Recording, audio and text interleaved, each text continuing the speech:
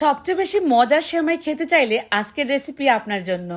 লাচ্চা সেমাই তৈরি করার একদমই নতুন টেকনিক আর খুবই মজার উপায়ে কিভাবে রান্নাটি করা যায় সেটাই থাকছে আমার আজকের রেসিপিতে।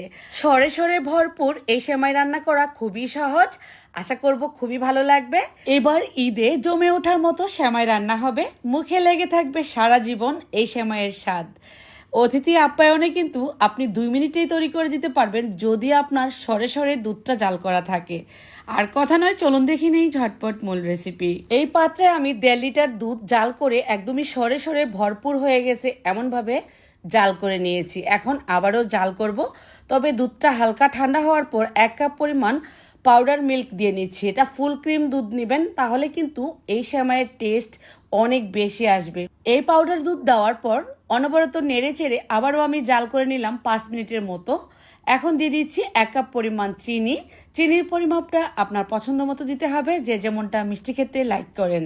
এই দুধের মধ্যে অনেকেই তেজপাতা, এলাচ, দারুচিনি এগুলা দেয়, তবে আমার কাছে মিষ্টি খাবারে এগুলোর ফ্লেভারটা একদমই ভালো লাগে না।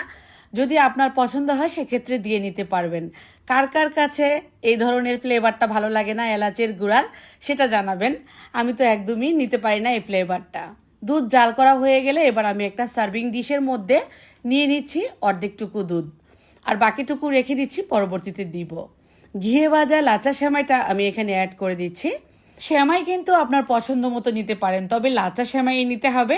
এই জায়গায় কিন্তু কুলসুম যে সেমাইটা হয় সেটা দেওয়া যাবে না।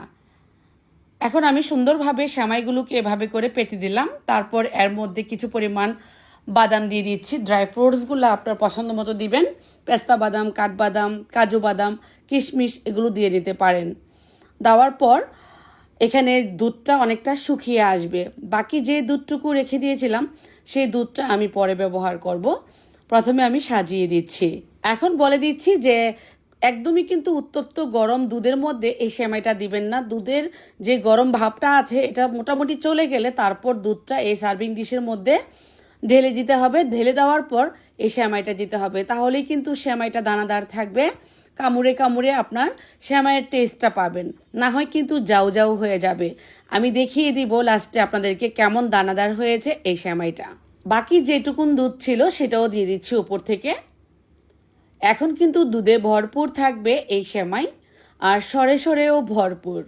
এই লাচ্চা সেমাইটা এভাবে রান্না করলে দেখবেন যে একদমই একটার সাথে একটা লাগবে না, মনে হবে যে রেশমি সেমাইয়ের মতো আপনার জাউ জাউ হয়ে যাবে না। এই সেমাই অনেকেই রান্না করতে পারি না আমরা, তো তাদের জন্য আমি বলবো দুধটা যখন নাকি হালকা গরম থাকবে তখন সেমাইটা দিবেন। উত্তপ্ত গরম দুধে এই লাচ্চা সেমাই দিতে যাবেন না, তাহলে কিন্তু সেই সেমাইয়ের টেস্ট পাওয়া যাবে না। যারা নতুন নতুন রাঁধুনি আপুরা আছেন তাদের জন্যই আমার আজকের এই টিপস, আশা করি ভালো লাগছে। আর এখন আমি দেখিয়ে দিব এই সেমাইটা একটার সাথে যে একটা লাগে নাই, একদমই রেশমি সেমাইয়ের মতো হয়েছে লাচ্চা সেমাই রান্না। দেখলেই কিন্তু আপনারা বুঝে যাবেন। এখানে একটা লাচ্চা সেমাইয়ের অর্ধেকটুকু আমি রান্না করেছি, অনেকগুলো হয়েছে। দুধ যত বেশি দিবেন ততই কিন্তু সেমাই রান্না বাড়বে। এই তো চামচে নেওয়ার পর কিন্তু সেমাইটা দেখে বুঝতে পারতেছেন কতটা রেশমি হয়েছে, একটার সাথে একটা লাগে নাই, একদমই দানাদার। মুখে দেওয়ার পর এটা মুখে লাগবেই, ঠিক এমন রান্না হয়েছে। এই যে, আর সরে সরে তো ভরপুর, যেহেতু ঘন দুধ দিয়ে তৈরি করা হয়েছে এটা তো মজা লাগবেই। আজ বিদায় নিচ্ছি, সবাই ভালো থাকবেন, সুস্থ থাকবেন। আবারও দেখা হবে নতুন রেসিপিতে। সেই পর্যন্ত আল্লাহ হাফেজ।